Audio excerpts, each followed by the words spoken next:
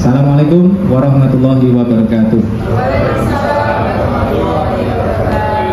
Alhamdulillahilladzi asbagha alaina ni'amahu dhahiratan wa batinah wassalatu wassalamu ala Rasulillah wa ala alihi wa sahbihi wa mawalah. Asyhadu an la ilaha illallah wahdahu la syarikalah wa asyhadu anna Muhammadan abduhu wa rasuluhu la nabiyya ba'dah. Yang terhormat, ini yang senior dulu nih, Koh Jun, yang kembali ke jalan yang benar setelah diskusi sama saya. Akhirnya mau nyalek lagi, caleg DPD nanti itu jadi dapil 1. Insya Allah nanti dengan Mbak Nabila dengan Mas Ashar. Ada satu lagi kan? Mas Dodi, ya. 4 orang masa nggak dapat 1 ya kan? Ada Koh Jun masa nggak dapat 1. Mas Yersi, pengurus DPW PAN Jawa Tengah. Kemudian para pengurus DPD PAN Kota Semarang, ada Mbak Dinia, bendahara umum. Kemudian ada Pak Ashar itu kita angkat sebagai sekjen, sekretariat ya, yang ada di sini yang mengurusi kantor kita. Kemudian para ketua, sekretaris dan bendahara DPC se-Kota Semarang yang alhamdulillah pada kesempatan malam hari ini bersedia hadir untuk melaksanakan syukuran. Kenapa ini penting? Saya berharap dengan datang ke sini ini bapak-bapak dan ibu-ibu, saudara-saudara mengubah paradigma masa lalu. Kalau tadi dibilang Pak Ashar katanya datang ke sini menganggap bahwa rumah ini ada rumahnya Pak Peyek. Nah, sekarang rumah ini adalah rumah kita semua, rumah yang alhamdulillah sudah lumayan nyaman ya. Kalau masuk ke sini ya alhamdulillah, kalau masuk ke sini sudah adem, kalau masuk ke dalam lebih adem lagi, alhamdulillah. Bapak-bapak dan ibu-ibu, kenapa saya tadi dibilang oleh Pak Ashar itu gaspol rempol katanya? Remblong ya? Wah, ketularan sama dia 60 tahun ke atas tadi itu. Kenapa dibilang gaspol remblong tadi itu? Ya sebenarnya ya saya semangat aja. Awalnya memang berkali-kali saya katakan saya tidak pernah bermimpi menjadi ketua DPD PAN Kota Semarang. Tapi setelah ketemu bapak-bapak, nih sering ketemu, misalnya ketemu Pak Rian, Pak Murianto maksud saya, dan lain-lain itu, ketemu siapa lagi, pokoknya ketemu di Cafe Atana itu, saya makin semangat. Terakhir ketemu Pak Yusuf dan beberapa yang lain, saya makin semangat. Sebenarnya bisa, jadi sebenarnya tidak ada dapil yang kering, itu nggak ada. Yang ada adalah dapil yang tidak terurus.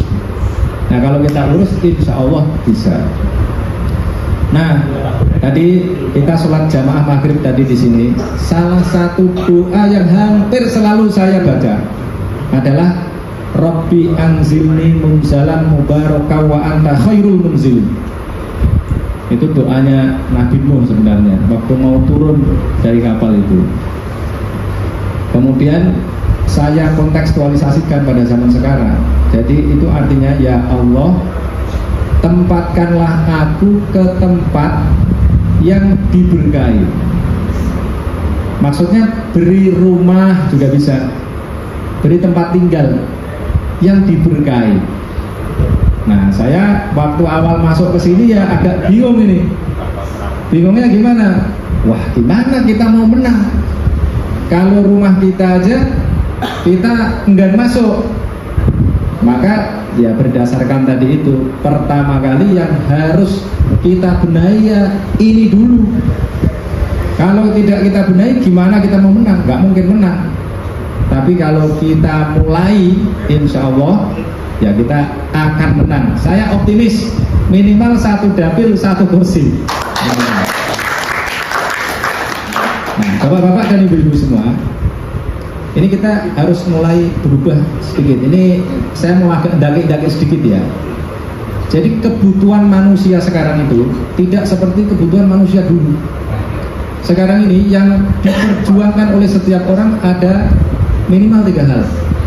Yang pertama adalah kesejahteraan. yang kedua adalah kebahagiaan, dan yang ketiga namanya transendensi namanya. Mungkin ini agak asing yang ketiga, tapi yang pertama dan kedua pasti nggak asing ya Pak. Yang pertama tadi apa? Kesejahteraan. Semua yang ada di sini pengen sejahtera kan? Iya. Di antara tanda kesejahteraan itu apa? Satu, pangan tercukupi. Jadi kalau bahasa Jawanya apa? Pangan, kemudian sandang, papan. Nah kita gimana? Pangannya sudah punya menteri pangan, ya. Kemudian sandangnya sudah pakai baju biru. Nah papannya ini, papannya harus kita benahi. Bagaimana kita mau menyejahterakan orang kalau kita sendiri aja nggak nampak sejahtera? Nampak aja enggak, apalagi sejahtera beneran. Nah maka minimal kita nampak sejahtera dulu. Dan kemudian kalau nampak sejahtera, kita ya harus punya usaha agar kita menjadi benar-benar sejahtera. Kira-kira yang gaya dulu nggak apa-apa lah gitu. Tapi kalau sudah gaya, kemudian nggak terwujud itu kan malu kan? Kira-kira kalau tadi dikatakan motivasi namanya. Saya dulu sering kalau waktu masih kuliah S1 ditanya, Mas nanti mau kuliah S2 di mana? Padahal saya kuliah di Ngalian itu. Dulu kuliah di UNES, jurusan fisika sama tafsir hadis di IAIN. Saya kalau ditanya nanti mau S2 di mana? Di UI, ilmu politik, saya bilang gitu. Itu kan bagi orang sini itu sombong apa enggak Pak? Wah, kayaknya sombong waktu itu saya pun teman saya itu, dia fakultas teknik UNES, tapi D3, ya kan? D3 dulu ya. Lulus S1, ya alhamdulillah naik kelas gitu. Saya selalu bilang gitu, nanti saya S2 ilmu politik UI. Belum ada dulu anak IAIN masuk kuliah S2 UI itu tidak ada. Alhamdulillah saya yang pertama. Ya tapi itu saya jadikan sebagai apa? Motivasi. Kalau nggak diterima di UI kan malu saya. Maka saya belajar yang bisa-bisa, kira-kira begitu. Alhamdulillah diterima S2 ilmu politik UI, S3 ilmu politik UI. Nah ini juga sama. Ini motivasi bagi saya, bagi kita semua, bahwa kita ini tujuan dalam berpartai adalah mensejahterakan orang. Kalau kita sendiri saja nggak sejahtera, wah itu nggak mungkin kita mensejahterakan orang. Jadi yang dikejar pertama kali adalah kesejahteraan. Maka makan harus cukup. Dan ini alhamdulillah, ini sejalan dengan programnya Pak Prabowo. Pak Prabowo punya program yang ingin mensejahterakan, ngasih makan bergizi gratis. Itu program yang luar biasa. Dan kalau saya mengatakan ini dibilang, iya kamu dukung Prabowo karena kamu PAN, ya pasti pendukung Prabowo. Saya biasanya guyon. Bukan saya dukung Pak Prabowo, tapi Pak Prabowo dukung saya. Bagaimana itu maksudnya? Saya tunjukkan tulisan saya sudah nulis tahun 2023, saya sudah nulis tulisan judulnya Beri Makan Lalu Pendidikan. Bisa dicek Pak, itu di Google, tulis Beri Makan Lalu Pendidikan Muhammad Ngasih. Nanti muncul itu, tahunnya 2023. Jadi saya tidak asal-asal ngomong, tapi saya pakai data. Kenapa saya sampai pada kesimpulan itu, harus beri makan dulu. Saya ini alhamdulillah, walaupun tadi disebut ustadz tadi itu, saya sebenarnya kalau dipanggil ustadz itu agak gimana gitu. Tapi karena yang manggil Syekhul Azhar, ya kan? Wah itu luar biasa, Syekh Al Azhar. Saya cuma dosen biasa di UI sama UNJ, dia Syekh Al Azhar, Kairo Mesir, ya. Nah, jadi saya punya pengalaman apa? Mengajar. Tidak hanya di kampus, kalau di kampus habis ngajar kan ya sudah gitu aja. Tapi saya bikin pesantren di belakang rumah saya di Ngalian itu. Santrinya mahasiswa. Ini yang nyontek ini termasuk itu salah dua itu, ada dua di situ santri saya. Kemudian tahun 2019 saya bikin pesantren untuk SMP dan SMA. Kemudian saya merasa ngajar itu kok berat ya, agak berat. Maksudnya ini kok anak-anak ini saja, bahasanya dia tadi itu gaspol remblong tadi itu, untuk berpikir, untuk ngapalin Quran misalnya, itu kok agak berat ya. Saya dulu menghafal Al-Quran itu 1,5 tahun. Ini kok lama, 3 tahun kok baru dapat 23 juz. Kemudian saya diskusi sama istri saya yang dokter spesialis anak itu tadi. Saya tanya, yang ini gimana ya? Aku kok ngajar kayak orang dorong mobil mogok. Kamu cek dulu IQ-nya berapa. Kemudian saya cek beneran. Di sini saya cek, di sana saya cek. Ternyata betul Pak. Kalau di sini agak tinggi nih, karena kuliah sudah saya seleksi. Yang di sana nggak saya seleksi, itu memang betul-betul IQ-nya rata-rata 78,49. Tuh saksinya itu ada Pak Saiful. Pak Saiful kan anaknya mondok di tempat saya juga. Memang ada yang tinggi, kayak anak Pak Saiful ini tinggi, ya kan? Bukan karena ada orangnya di sini. Anaknya ini termasuk yang tinggi. Makanya saya ajak masuk jadi pengurus PAN. Karena berarti kesejahteraannya bagus ini. Anaknya IQ-nya tinggi. Ada yang 130 IQ-nya. Tapi ada dari dapil saya, salah satu dapil di sebelah barat sana itu, nggak saya sebut kotanya, itu IQ-nya 68. Kalau 68 itu yang mirip-mirip gorila sebenarnya. Loh ini bukan apa-apa ini keprihatinan kita. Tapi Pak Prabowo tadi tahu bagaimana caranya untuk membuat kita lebih sejahtera tadi itu, keluar dari kebodohan. Nah selama ini yang sering dikatakan orang kalau pendidikan bagus maka akan jadi pintar. Ternyata nggak bisa begitu Pak. Kalau raw materialnya jelek, maka mau diajari sampai kita ngamuk-ngamuk juga tetap nggak pinter-pinter. Ini yang di sini ada yang guru nggak? Ada yang guru pasti pernah mengalami. Ngajar anak pinter sama ngajar anak yang tidak pinter rasanya beda kan? Ngomong sama orang pinter sama orang yang tidak pinter rasanya gimana Pak? Beda nggak? Beda. Itu kira-kira. Nah makanya ini kita dukung programnya Pak Prabowo tadi itu. Dengan cara apa? Kita nanti bikin usaha-usaha yang nanti bisa kita sinergikan dengan usaha-usaha yang dibangun Mbak Dinia misalnya. Dia kan punya dapur MBG itu, ya.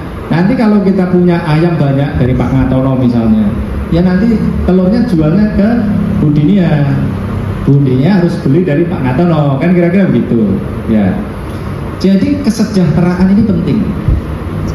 Jangan seperti orang di masa lalu. Di Indonesia ini karena kali ini terutama di pesantren ini ya. Karena saya punya pesantren juga, itu dulu kan sering anak-anak yang usia berapa? Usia sekolah, SMP, SMA disuruh puasa kan Pak? Katanya apa Pak? Prihatin, tirakat katanya. Kalau di tempat saya malah saya larang, kecuali bulan Ramadan. Kalau bulan Ramadan pasti wajib puasa. Tetapi di luar bulan Ramadan, anak-anak yang masih usia tumbuh kembang, berarti sampai usia berapa tuh? Ya 21 lah kira-kira. Ada yang mengatakan 25. Itu jangan puasa dulu. Dia makan harus yang cukup. Agar apa? Agar kesehatannya terjaga, tubuhnya bagus, tumbuh dengan optimal. Walaupun kembangnya sudah agak susah. Kenapa begitu Pak? Nah ini ada pengetahuan baru nih, insya Allah pengetahuan baru nih. Karena saya juga baru tahu, walaupun saya tadi disebut dokter tadi itu, berarti kuliahnya sudah pol, kira-kira begitu. Tapi saya baru tahu tadi itu setelah diskusi dengan istri saya di rumah, diskusi bagaimana cara melahirkan SDM yang berkualitas. Kalau tidak disebut SDM itu bagaimana mengembangkan manusia Indonesia yang lebih baik. Kemudian diskusi Pak, ketemu. Coba nanti saya tanya, kalau yang bisa jawab nanti saya kasih hadiah. Minimal dompet lah. Ya Bu? Di sini. Minimal dompet ya. Kemarin dia dapat hadiah dompet sebenarnya. Jadi ibu-ibu ini kan punya anak semua di sini, punya kan? Ibu-ibu punya telur itu kan di dalam perut ibu ada telurnya kan? Dulu ya yang masih muda-muda, ya sekarang ada berarti. Kayak Mbak Ana masih ada itu. Umurnya kan di bawah saya. Itu ada telurnya yang jadi anak kita itu kapan Pak? Ada yang mau jawab Pak? Telurnya itu adanya kapan? Berapa Pak? Kapan itu adanya? Telur yang ada di perutnya Mbak Ana itu kapan adanya? Ketika datang bulan. Mana lagi Pak? Bu, ini ibu yang punya telur? kapan punya telur? Ibu-ibu kapan punya telur, Bu? Kalau dibuahin Malah kalau dibuahin punya telur. Ya mestinya kan ada dulu telurnya kan. sejak lahir Ketika dibuahi kemudian jadi anak kan gitu. Nah telurnya itu adanya kapan? Sejak lahir. Berarti lahir ada telurnya kemudian. Oh masih salah. Ya dua-duanya salah. Ternyata telur ibu Ana tadi itu adanya sejak Bu Ana usia 16 sampai 20 pekan di dalam kandungan ibunya. Jadi kalau ibunya Bu Ana makannya nggak beres, maka Bu Ana jadi manusia kurang beres loh gitu. Karena berpengaruh 10 sampai 20%. Ini riset. Nah, kita berpolitik aja pakai riset. Masa mau mengembangkan manusia nggak pakai riset? Ini pakai riset. Nah, maka kemudian, ternyata begitu. Kalau begitu kita berharap tadi itu manusia Indonesia ini menjadi bagus itu tahun berapa Pak tadi Pak? 2049. Kita berharap itu terjadi. Paling realistis tahun 2069. Semoga cepat. Semoga tahun 2049 sudah Indonesia yang memiliki generasi unggul. Nah, dimulai dari mana? Dimulai dari kesejahteraan. Pak Prabowo ini menurut saya luar biasa. Luar biasanya apa? Kalau saya kan cuma nulis tadi itu. Tapi Pak Prabowo karena punya kekuasaan, dia bisa bikin program. Programnya apa? Ngasih makan. Itu anak-anak kalau cuma diajari aja, ya gurunya sampai marah-marah nggak bakal pinter. Nah Pak Prabowo ngasih makan. Walaupun nanti implikasinya dalam hitungan saya tadi itu, implikasinya pada generasi cucunya. Ibunya dulu dikasih makan, makanya saya sering guyonan. Yang mestinya dikasih makan itu pengantin baru yang perempuan. Yang laki-laki gimana? Yang laki-laki udah kasih makan tauge aja gitu. Yang perempuan dikasih makan seafood, dikasih makanan-makanan yang bergizi tinggi gitu. Sehingga kalau dibuahi, nah itu harapannya telurnya bisa lebih baik. Tuh jangan kan manusia. Ini yang di sini misalnya pelihara telur. Ini Pak Atono ya, pelihara ayam kan? Ayamnya kalau dikasih makan karak sama dikasih makan yang protein tinggi, por yang dari pabrik itu, kira-kira pernah dilihat nggak? Itu kuning telurnya bagus yang mana? Iya bagus yang dipakan yang gizinya lengkap, yang por pabrikan tadi itu. Kenapa? Yang gizinya lebih tinggi. Ya ibu-ibu sama. Nah Pak Prabowo ini tidak hanya melihat tadi itu proses pendidikannya, tapi dia itu betul-betul mencari akar persoalan. Ini kok saya kayak jadi pembela Prabowo ya. Tapi serius ini, saya mengatakan ini secara ilmiah, bukan asal mendukung secara politik, bukan. Tapi ini dukungan secara ilmiah. Nah maka kita jangan ragu-ragu. Pokoknya program ini harus kita dukung. Loh, itu kok ada banyak dosen yang mengkritik MBG, itu dosen yang belum ngerti. Saya kalau tidak punya istri dokter spesialis anak mungkin juga akan kritik, sama mungkin. Apalagi mungkin ada satu dua yang keracunan dan lain sebagainya itu ya. Tapi karena tadi itu data saintifik, bahwa ini luar biasa, ini program yang luar biasa, yang istilah yang saya gunakan, inilah yang dilakukan Prabowo yang disebut sebagai menggaruk daerah yang gatal. Kalau selama ini menggaruk yang tidak gatal. Jadi anak Indonesia belum pinter, yang diurusi apanya apa Bu? Misalnya sekolahnya dibangun, gedungnya dibangun, dan gedungnya dibangun tapi makannya nggak bener, bisa pinter apa enggak? Ya nggak bisa gitu. Itu kesejahteraan, dimulai dari situ. Yang kedua, ini biar singkat yang tiga soalnya. Yang kedua adalah kebahagiaan. Ini bapak-bapak dan ibu-ibu di sini udah bahagia atau belum? Bahagia ya? Belum ya? Ya banyak yang belum ternyata ya. Ya semoga nanti setelah pulang dari sini jadi bahagia. Jadi kalau tadi kesejahteraan ukurannya sederhana. Ukurannya tadi itu makan makanan yang bergizi, seimbang. Kemudian pakaiannya ya ini udah oke lah pakaian. Kemudian rumahnya gimana rumahnya? Rumahnya udah oke belum? Ya rumahnya kayak inilah ya. Rumahnya kayak kantor kita ini. Alhamdulillah sudah layak bagi kemanusiaan. Nah gitu. Sekarang yang kedua, happiness itu, kebahagiaan. Kebahagiaan itu bagaimana? Lebih tinggi dibandingkan itu. Banyak orang yang makan, banyak orang yang bajunya bagus, tapi belum bahagia. Bahagia itu bagaimana? Kalau kita bisa berinteraksi dengan banyak orang, pulang jadi senang, ya.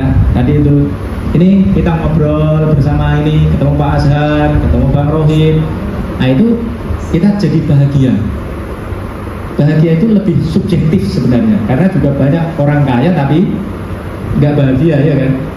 Tapi kalau nggak punya duit bisa bahagia apa enggak? Sulit, ya kan? Bener nggak saya? Kalau nggak punya duit, nggak bisa makan, bisa bahagia apa enggak? Nggak bisa. Berarti yang namanya kesejahteraan itu adalah prasyarat untuk bahagia. Kira-kira gitu kita bikin sederhana. Bener kan? Berarti yang dikejar dua itu dulu kan? Kalau sudah bisa dua itu, insya Allah kita bisa melanjutkan yang ketiga sebagai aktivis partai politik. Maka tadi ini saya undang Mbak Neneng sama Mbak Hilda ini agar itu memasang alat itu. Kenapa? Karena kita mau menuju yang ketiga. Namanya transendensi. Tran itu artinya apa? Apa Pak? Tran. Pindah, ya kan? Nah, kalau transendensi itu artinya melampaui ruang dan waktu. Melampaui ruang dan waktu itu bagaimana? Ibu-ibu itu sering kan? Sering saya lihat tuh di mana di statusnya. Bahagia itu sederhana. Sambil mengupload apa? Makan rawon misalnya. Padahal bukan itu, ya. Walaupun bukan itu maksudnya, bahagia kan bukan itu tadi. Itu tanda apa? Ibu-ibu pengen dilihat orang lain kan? Betul? Saya misalnya sering mengupload kan, saya ngajar, tadi pagi saya ngajar, kemarin saya ngajar, kemudian disyuting anak-anak, kemudian dikirim ke saya. Kemudian saya taruh di status saya, ada kutipan yang bagus, yang kira-kira penting bagi banyak orang, saya taruh di situ. Misalnya, ketika saya mengatakan salah, orang mengatakan ar-rijalu qawwamuna 'alan nisa itu cuma dipotong di situ. Laki-laki adalah pemimpin bagi perempuan, karena masih ada lanjutannya. Bima faddalallahu ba'dahum 'ala ba'din wa bima anfaqu min amwalihim. Maksudnya sampai situ. Kenapa kok jadi pemimpin? Karena Allah telah melebihkan laki-laki dan perempuan. Jadi punya keunggulan masing-masing. Bapak-bapak punya keunggulan, kekuatannya mungkin lebih hebat, tapi ibu-ibu ngurusi anak lebih paham. Jadi sama sebenarnya bapak-bapak dan ibu-ibu. Berarti nilainya sama. Ya, nilai apa namanya? Nilainya itu sama. Kualitas. Ya. Ibu-ibu punya sesuatu yang tidak dimiliki oleh bapak-bapak. Berarti sama nilainya. Yang tidak bisa dilakukan pada saat itu, pada saat Al-Quran turun adalah wabima anfaqu min amwalihim. Karena laki-laki memberikan nafkah kepada istrinya, itu yang menyebabkan laki-laki jadi pemimpin. Jadi kalau laki-laki nggak memberikan nafkah kepada istrinya, kepemimpinannya batal. Saya jadi pemimpin, jadi ketua DPD PAN Kota Semarang, kok tidak bisa berkontribusi bagi kesejahteraan, berarti batal. Kok melihat kantor ini misalnya kurang layak, misalnya saya diem aja, batal itu sudah. Tapi kalau kemudian punya inisiatif, melakukan, ada usahanya, nah itu cocok jadi pemimpin, kira-kira begitu. Nah, ini jadi memuji diri sendiri, gawat juga ini. Ya. Nah jadi begitu ya. Itu namanya transendensi. Pengen dilihat orang lain. Dan hebatnya sekarang itu melampaui ruang, waktu, apalagi yang melampaui itu. Ya, saya ngajar kemarin, tapi bisa ditonton hari ini, ya kan? Tidak hanya bisa ditonton di sini, tapi bisa ditonton besok. Loh, melampaui ruang dan waktu. Jadi kebutuhannya adalah transendensi. Nah, bapak-bapak dan ibu-ibu, makanya tadi saya berharap bapak-bapak dan ibu-ibu itu bisa mengoperasikan Android, ya. Semuanya punya apa? Punya apa, Bu? Punya handphone, ya. Punya handphone yang canggih lah, ya. Nah, kemudian bisa share, like and share, bisa subscribe. Kenapa begitu? Bapak-bapak dan ibu-ibu, Ini kira-kira 2 dekade terakhir ini, agar saya tidak menyebut nama orang, kita memiliki kualitas pemimpin yang kira-kira meningkat atau menurun? Bapak-bapak yang bilang ya, jangan saya. Disoting soalnya. Yang ini nggak boleh keluar. Ya. Itu karena apa? Karena kekaguman pada orang yang kesehariannya kita nggak tahu. Yang diupload adalah yang kelihatan baik-baik saja. Ya kan? Betul gitu? Nah, masalah orang tahu, oh bagus ya, padahal dalam kehidupan senyatanya nggak begitu. Itu kalau dalam teori saya ngajar di kampus itu namanya hyper reality of media. Jadi media itu bisa menampakkan, misalnya Pak Yusuf dulu. Pak Yusuf itu rambutnya warnanya apa, Bu? Warnanya apa itu? Ya. Rambutnya sudah ada putihnya dia. Tapi kalau foto, ya, agar ibu-ibu terpesona pada Pak Yusuf, diambil dari sisi yang rambutnya itu hitam semua. Kira-kira begitu. Saya lah contohnya ya, saya aja, jangan Pak Yusuf. Saya ini punya uban ini. Atau misalnya, saya kalau nggak pakai peci, ini kan belahan saya ke kanan. Mungkin kalau di foto saya akan bilang, kalau foto saya dari kanan aja. Kayak Margaret Thatcher gitu. Margaret Thatcher itu nggak mau difoto dari arah tertentu. Kenapa? Hasilnya kurang optimal. Nah, berarti yang ingin ditampilkan yang apa, Pak? Yang paling bagus. Nah, maka begini, saya tidak mau partai kita ini menjadi partai yang hanya pencitraan. Jangan. Itu dosanya besar. Dosanya besar aslinya tadi itu. Dosanya besar. Lalu bagaimana caranya? Caranya adalah tadi itu, mengupload sesuatu yang kita lakukan. Misalnya apa, Pak? Mengupload yang kita lakukan. Misalnya apa? Ya misalnya ini, kita melakukan tasyakuran. Kita upload boleh nggak? Boleh. Tapi setelah sholat, difoto sama Pak Rohid, kemudian kita upload boleh apa nggak? Boleh. Karena itu betul-betul yang kita lakukan. Tiap hari sholat apa enggak? Oh sholat, ya. Alhamdulillah. Nah, tidak pencitraan. Kenapa? Ini ayat yang cocok untuk politisi ini. Politisi itu nggak boleh melakukan sesuatu, tapi kemudian mengatakan, udah saya nggak mau riak. Nggak boleh begitu. Kalau bukan politisi, boleh. Tokohnya siapa? Abu Bakar. Abu Bakar kalau melakukan sesuatu itu, tangan kanan yang memberi, tangan kiri nggak tahu. Tapi ada sahabat berikutnya namanya Umar bin Khattab. Dia ngasih sesuatu dan orang lain mesti tahu. Nah, politisi mesti begitu. Politisi nggak boleh malu-malu. Politisi harus melakukan sesuatu dan kemudian tadi itu melakukan transendensi. Makanya kita semua harus melek melek teknologi. Ya. Nanti kita mencari anak-anak muda, bapak-bapak nanti kan juga regenerasi ya.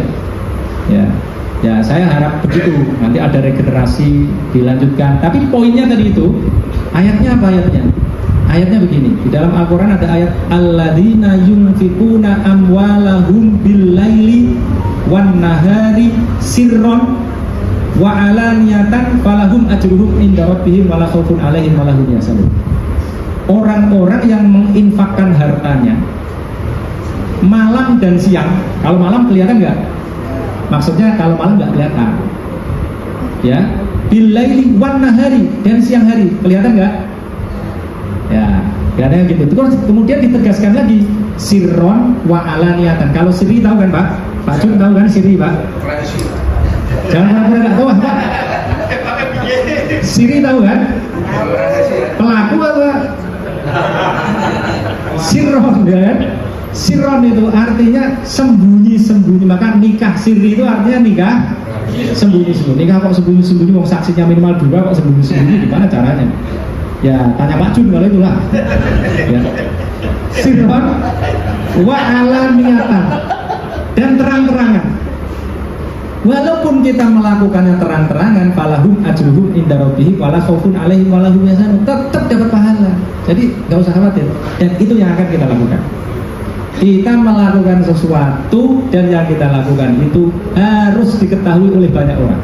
Kalau kita melakukan sesuatu yang baik, orang lain nggak tahu, dan nanti orang milih yang lain, nggak milih kita. Nah maka ya kita harus melakukan sesuatu. Nanti kita diskusikan apa yang akan kita lakukan.